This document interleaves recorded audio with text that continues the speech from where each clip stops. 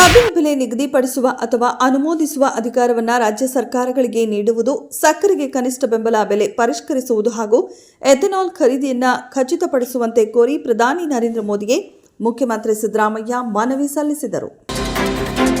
ಕೇವಲ ಒಂದು ತಿಂಗಳ ಅಂತರದಲ್ಲಿ 3 ರೈತರು ಹುಲಿ ದಾಳಿಯಲ್ಲಿ ಸಾವನ್ನಪ್ಪಿದ ನಂತರ ಅರಣ್ಯ ಇಲಾಖೆ ತೀವ್ರ ಆತಂಕಕಾರಿ ಸಂಗತಿಯನ್ನ ಬಹಿರಂಗಪಡಿಸಿದೆ. ಮೈಸೂರು ಜಿಲ್ಲೆಯಾದ್ಯಂತ 21 ಹುಲಿಗಳು ಮಾನವ ಪ್ರಾಬಲ್ಯದ ಭೂಪ್ರದೇಶಗಳಿಗೆ ಬಂದು ಹೋಗುತ್ತಿವೆ ಎಂದು ಅರಣ್ಯ ಉಪ ಸಂರಕ್ಷಣಾಧಿಕಾರಿ ಸ್ವತಃ ದೃಢಪಡಿಸಿದ್ದಾರೆ. ರಾಜ್ಯ ಸರ್ಕಾರದಿಂದ ಮೇಡ್ ಇನ್ ಕರ್ನಾಟಕ ಕಂಪ್ಯೂಟರ್ ಅಭಿವೃದ್ಧಿಪಡಿಸಲಾಗಿದ್ದು ಎಂದು ಬಿಡುಗಡೆ ಮಾಡಲಾಗುವುದು. ಸರ್ಕಾರದಿಂದಲೇ ಕಂಪ್ಯೂಟರ್ ಅಭಿವೃದ್ಧಿ ವಿಶ್ವದಲ್ಲೇ ಮೊದಲು.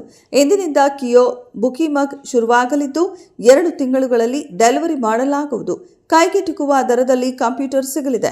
ಇಂತಹ ಪ್ರಯತ್ನ ವಿಶ್ವದಲ್ಲಿ ಮೊದಲು ಎಂದು ಸಚಿವ ಪ್ರಿಯಾಂಕ್ ಖರ್ಗೆ ತಿಳಿಸಿದ್ದಾರೆ.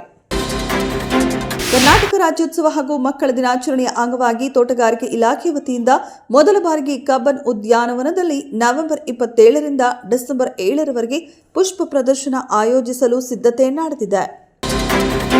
ಬಸವಾದಿ ಶರಣರು ಮತ್ತು ಅನುಭವ ಮಂಟಪದಲ್ಲಿನ ಚಿಂತನೆಗಳನ್ನು ಕುರಿತು ಜಾಗತಿಕ ಮಟ್ಟದಲ್ಲಿ ಇಂಗ್ಲಿಷ್ನಲ್ಲಿ ಪುಸ್ತಕಗಳನ್ನು ಪ್ರಕಟಿಸಲು 5 ಕೋಟಿ ರೂಪಾಯಿ ದೇಣಿಗೆ ನೀಡುತ್ತೇನೆ ಎಂದು ಬೃಹತ್ ಕೈಗಾರಿಕಾ ಸಚಿವ ಎಂಬಿ ಪಾಟೀಲ್ ಹೇಳಿದರು.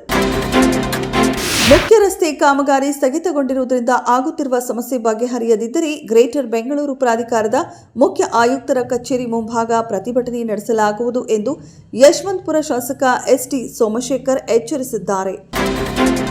ದೆಹಲಿ ಸ್ಫೋಟದ ಅಪರಾಧಿಗಳು ಪಾತಾಳದಲ್ಲಿ ಅಡಗಿದ್ದರೂ ಅವರನ್ನು ಪತ್ತೆ ಮಾಡುತ್ತೇವೆ, ಅವರಿಗೆ ಕಠಿಣ ಶಿಕ್ಷೆ ವಿಧಿಸುತ್ತೇವೆ ಎಂದು ಕೇಂದ್ರ ಗೃಹ ಸಚಿವರು ಅಮಿತ್ ಶಾ ಹೇಳಿದ್ದಾರೆ. ಪ್ರಧಾನಿ ಮೋದಿ ನಾಯಕತ್ವದಲ್ಲಿ ಭಯೋತ್ಪಾದನೆಯನ್ನ ನಿರ್ಮೂಲನೆ ಮಾಡುವುದೇ ನಮ್ಮ ಬದ್ಧತೆಯಾಗಿದೆ ಎಂದರು.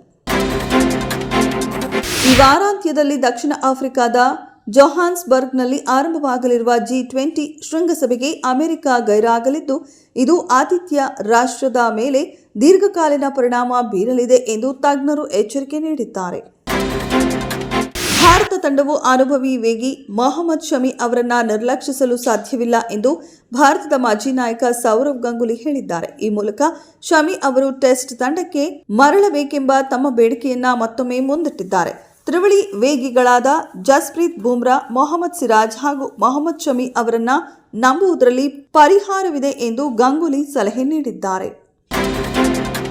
ಸಂಕ್ರಾಂತಿಗೆ ಕನ್ನಡದ ಸಿನಿಮಾಗಳು ತೆರೆ ಕಾಣುವುದು ಅಪರೂಪ. ಪರಭಾಷಾ ಸಿನಿಮಾಗಳೇ ಈ ದಿನಗಳಲ್ಲಿ ತೆರೆ ತುಂಬಿಕೊಳ್ಳುತ್ತಿದ್ದವು. ಆದರೆ ಈ ಬಾರಿ ನಟ ಸುದೀಪ್ ಅಕ್ಕನ ಮಗ ಸಂಚಿತ್ ನಟನೆಯ ಹೊಸ ಸಿನಿಮಾ ಮ್ಯಾಂಗೋ ಪಚ್ಚ ಸಂಕ್ರಾಂತಿ ಸಂದರ್ಭದಲ್ಲೇ ರಿಲೀಸ್ ಆಗಲಿದೆ.